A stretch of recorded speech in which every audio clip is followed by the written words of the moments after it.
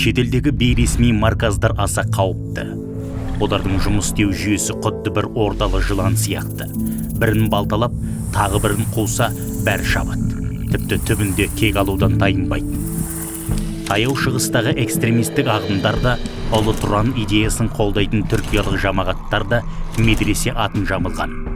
Бірақ бұндай орталықтардың лицензиялары жоқ, яғни үкімет бақылауынан тыс әрекет етуде. Әлеуметтік желі арқылы жер жаһаннан мұсылмандарды шақырады, бірақ тасадағы құрылтайшылар туралы тіс жармайды. Қолдан псевдо шайх жасап, бәрін соған табындырады. Араб тілін, Құранды үйреткен болып, астыртын идеологияларын таратады. Діни дәріс беретіндердің білімі мен біліктілігі сұрағы көп сұрмайдан. Надандықты насихаттап, жастардың ақылына буквализмнен бұғау салады. Өскен ортасын сүймейтін, жүрген жерін ойрандайтын жанкештіні дайындайды. Сорақысы осындай ойранның ортасында өз қара көздеріміз де жүр.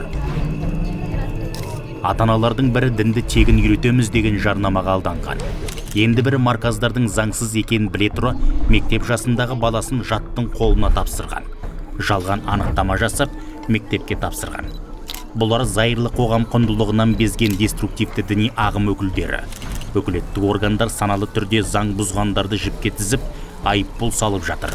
Бұндай сорақылық қайталанатын болса, ата-ана құқығынан айырылатын болады. Дін атын жамылып, жан дүниеңізді бауырауға тырысатын ордалы жылан отбасыңызды ойрандамасын десеңіз, балаңыздың діни білім алуына аса сақтықпен қарағаныңыз абзал.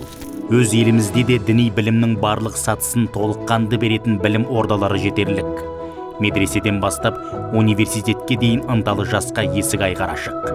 Бұл дін саласына ден қойған әрбір жанның адаспай тура жол табуының басты негізі.